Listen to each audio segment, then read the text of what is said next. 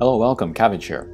In Magic the Gathering Arena, I thought I would show you my Dragons ! 2022 deck. And this used to be my standard Dragons deck, but I put it through the filter of a 2022 standard, and I only lost 3 cards. So I thought I could fill that in, just a couple dragons and then one enchantment destruction spell, and I was very easily able to make a new deck that will be good for the next rotation. But here I can show you all of the stuff that I'm using, and then we'll look at one battle. But we'll go from the cost 1. Let's see, Shock, Raging Goblin, Hall Monitor. These are all pretty basic stuff. But Minion of the Mighty, I am loving this card, and I was super lucky to pull 2 of them just randomly. But very unassuming, just a 1 mana, 0/1. So yeah, even if you put this out turn 1, nobody's going to bother with it. And if things go on long enough, they just kind of forget it's there. Until you attack with, with the pack tactics, got the power 6 or higher, and then you can cast a dragon for free, and then it's attacking, and it's very surprising. I first liked this card just like as a joke, because, kobolds, but it turned out to be pretty darn good, so very happy to have this. Okay, then we got the cost 2s. These are pretty straightforward as well. Dragon's Fire is great because it's very easy to get this to 4 or 5 damage with all of the cards in my deck. And then Orb of Dragonkind. This is amazing. I can take 1 mana of any color and then make it 2 mana of any color as long as I'm casting dragons, which is what I'm doing a lot. And then, worst case scenario, if I have no cards in my hand but lots of mana, then I can sacrifice the orb and then look for a dragon. And pretty often I'm finding a dragon. Once in a while I'll get a dud pull and there's no dragons in there and I just wasted the thing. But yeah, if you use enough dragons, then it's pretty reliable. Really happy to have 2 of these as well. And then here's Magda, Brazen Outlaw. I don't love this card, but I have it and it kind of fits my deck, so yeah, I do use it. I've never gotten the thing where you can sacrifice 5 treasures, because I never have that many. I'm often using them to cast dragons, and it's faster. But yeah, in the meantime, until I find a better card for this position, I'll leave her in there. Okay, then we got the 3 cost. Here is the new version of the card that I lost, going to 2022. Artifacts and enchantments, it's nice. Crush the Weak. This is pretty good, and I might want to put more of this in the deck, but 2 damage to all creatures. None of my dragons have 2 or fewer toughness, so this can act as like a board wipe without hurting my dragons. That's very cool. And you can foretell it to make it cheaper. What else is good? Oh, I like Letter of Acceptance very much. This is versatile. You can either use it to get mana, or you can use it to get cards, and I've used it both ways a lot. Really like this one. Okay, then we get into the 4 cost. Stuff like Hoarding Ogre, and then Jaded Sellsword. Also don't love these cards, but I don't have anything really better. Hoarding Ogre is okay, because I can get treasures to cast dragons. And then Jaded Sellsword, he is technically a dragon, so if I want to cast him using the Kobold skill, that could be a possibility. What else is good? Oh, here's another random card. It kind of works because I have some instants and sorceries to make more treasures. This is pretty amazing. Draconic Intervention. I think I pulled this by random somewhere. But you can exile a instant or sorcery from the graveyard, and it will do X damage to everybody that is not a dragon, based on the cost of the sorcery or instant that you exile. And so I have a variety of sorceries and instants, which are 4, 3, 2, or 1 cost. So depending on who I want to get rid of, I can use this card in addition with another card in my graveyard. And this has really turned the tide of battle many, many times, actually. There's a lot of white decks that go wide, but I can use this to get rid of them all and then take my time after that. Really good card, though. I forget how I got it, but I'm very grateful to have it now. And then Unexpected Windfall. This is nice, get more cards, get more treasure, but also as a candidate for the Draconic Intervention. I could do 4 damage on everybody that's not a dragon, so really good card. Okay, and we have another random guy here. He's fine for the deck. And then here we see the first dragon. This is 4 mana, but this one's pretty important because, yeah, he can come out quickly. And then he can also exile cards from the opponent's graveyard so that they can't recast them or take them back. This is also good against those white decks that go wide. And then I can sacrifice some of the weaker characters that I have in order to keep it alive in case it gets hit with something. So pretty darn good. It can get pretty big too. Opponents seem to underestimate this card, but yeah, it's good. Okay, next, my 1/5 mana card, Adult Gold Dragon. Also pulled this one randomly from Dungeons & Dragons packs, but pretty good. Flying Lifelink Haste.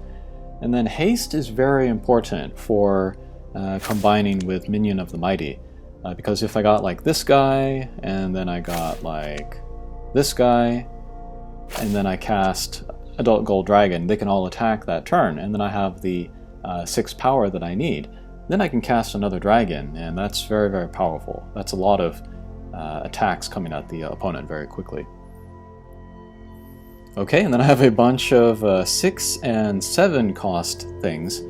These are all dragons here. But I used a bunch of wild cards, and I just grabbed random uncommon dragons from both Dungeons & Dragons and then other sets. I think Siege Dragon I pulled randomly, so that was lucky. And then this used to be a 5-color dragon deck, but I felt like the green dragon from Dungeons & Dragons wasn't good enough to include, and then it wasn't worth, you know, putting in the forests in order to get it out. So got rid of it. But as for the other Dungeons & Dragons dragons, this one will tap a character, and then it doesn't untap the next phase. This is like Frost Breath or whatever, so that's nice.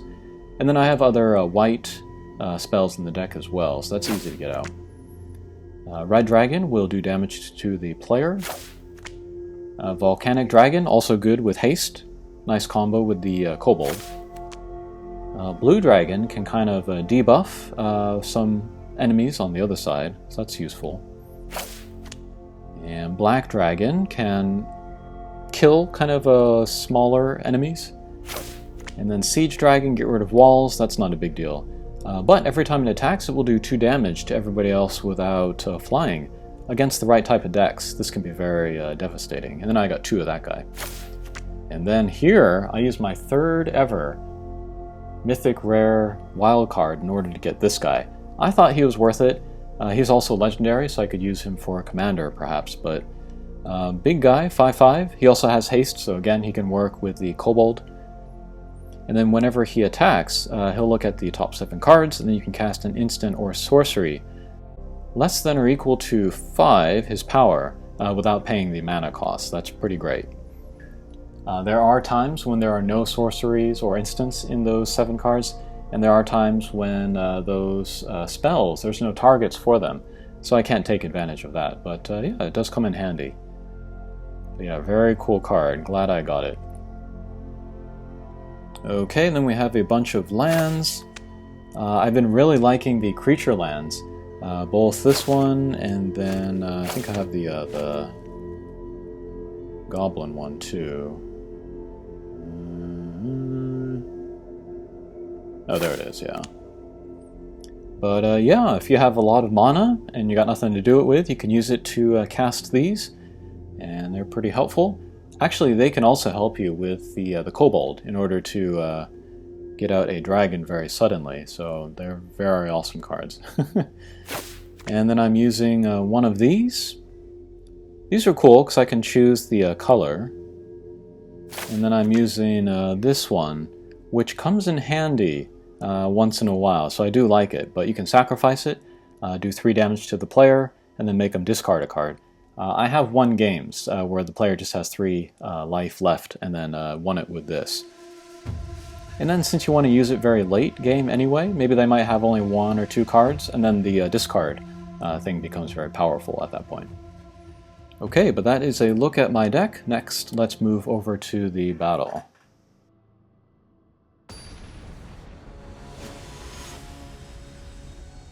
Okay, let's go against Anko. And as you can see, I am starting to play ranked matches. At the time of the recording my voice here, I'm silver now, so I'll be able to get the little bit better rewards next time. Okay, I mulligan because I didn't like the starting hand. And we can get rid of the hall monitor. It fulfills the same purpose as the Raging Goblin, which we already also pulled, so... Get him out and attack. Maybe make the opponent think I'm playing a Goblin deck.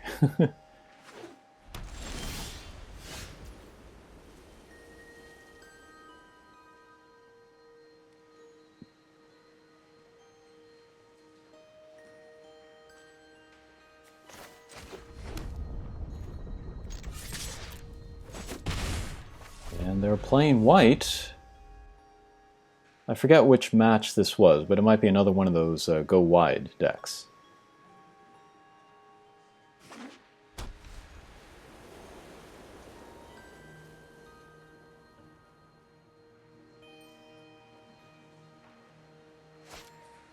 Charmed Stray.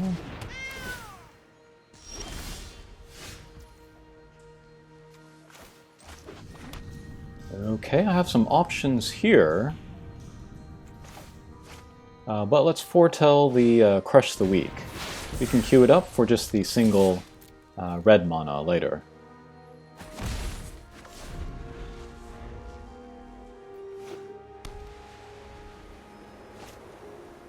Hallowed Priest, one of my least favorite cards to go against. Yeah, so every time the player gains life, he'll get a +1/+1. So I definitely want to get rid of him before it gets out of hand. And why not? Let's use this.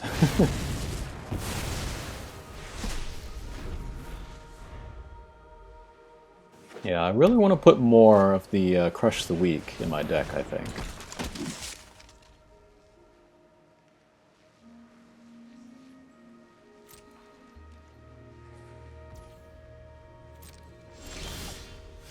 Oh, for lands, I have like 2 islands, 2 plains, 2 swamps, and then I have a couple of the something wilds? Anyways, I can grab that at will, so I just need a couple. Alright, and then we have the Orb of Dragonkind. That will lower the cost of that sellsword I just put out. So yeah, I'm feeling pretty good at this point. I have nice mana, and I have the Orb. No dragons in hand, however.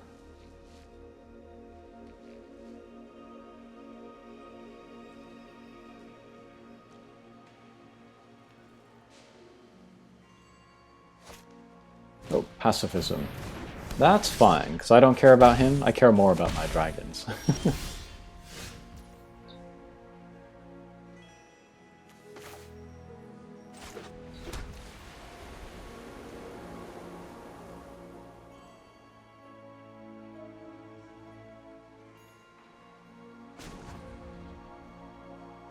Watching it now, I might have done the Den of the Bugbear.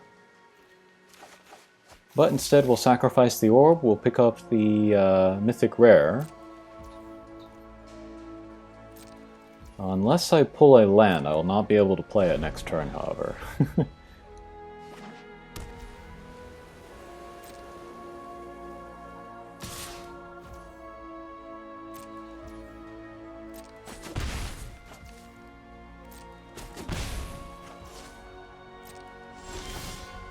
Nope, no land. Oh well. Alright, but we'll play the Letter of Acceptance. We'll be able to play it next turn.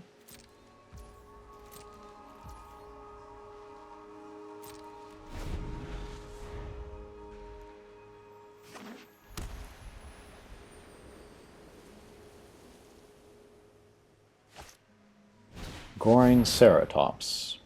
That's decently strong. Double strike.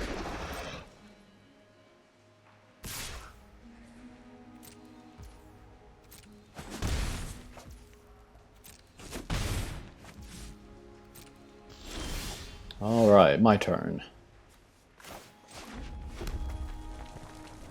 So let's put down Velomachus, Lorehold, and he's got haste, so we can attack right away. And then we can look at the first few cards in our deck. I'll pick the only sorcery in there, and then use Thunder and Rebuke to do 4 damage to the Ceratops. Get rid of that, and then attack the opponent. That's a pretty good start.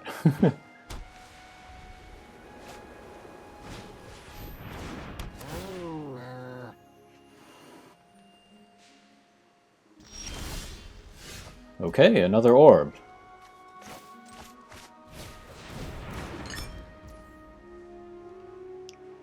I think I'm just going to sacrifice it right away. I actually don't sacrifice them that often. Oh, we got a dud. Oh well. Usually I have the cards that I need to cast the stuff and then get the dragons out. Alright, but we'll attack again with Velomachus. We will look at the top cards again. See if there are any sorceries or instants. Okay. We got Improvised Weaponry to do damage to a target. We get rid of the double strike guy. And create a treasure. And continue attacking.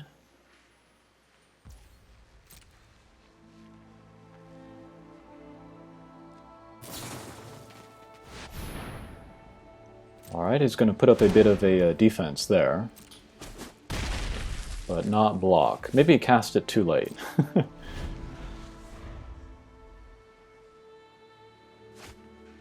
Oop, Sarah Angel, alright. Okay, here I can cast the Dragon's Fire. And then we will select one of my dragons. Either one would be okay, actually. Target the Sarah Angel. And then choose my Velomachus, do the 5 damage, take her down. Yeah, 5 damage for 2 mana. That's pretty good.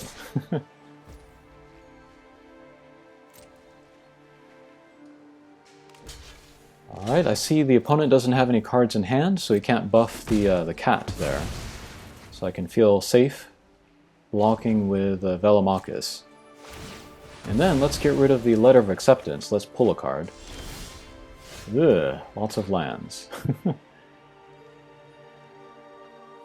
And yeah, again, watching this now, I'm missing a lot of turns where I could have activated the Den of the Bugbear, get additional attackers out. But sometimes it's easy to forget that they are there. Okay, now I have lots of options for the free instant or sorcery. And we'll pick Unexpected Windfall. We'll discard the island, draw a couple cards, get some more treasure.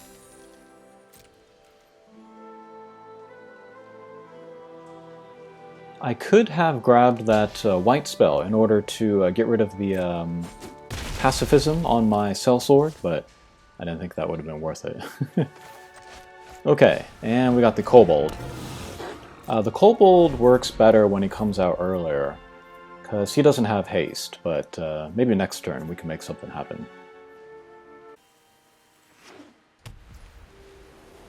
Okay, I just cut out a whole bunch of the timer going down. Alright, my turn again. This time, finally, I'll remember to activate the Den of the Bugbear. And it's got haste, so I can attack with that, and then a Velomachus and the Kobold. So I can activate the Kobold's ability, bring out the blue dragon from my hand, and then the blue dragon will get its own ability, which will debuff the attack on the guys, and then the guy will quit. Yeah, well, the match was over at that point anyway. But yeah, that was a good demonstration of how that deck works and how it can suddenly get very, very big very quickly. The one thing I wasn't able to show off was the board wipe using those other cards that I have, but yeah, pretty good deck, and then it will be good for 2022 as well. Okay, that'll do it for this video. Thanks for watching, and we'll see you again. Take care.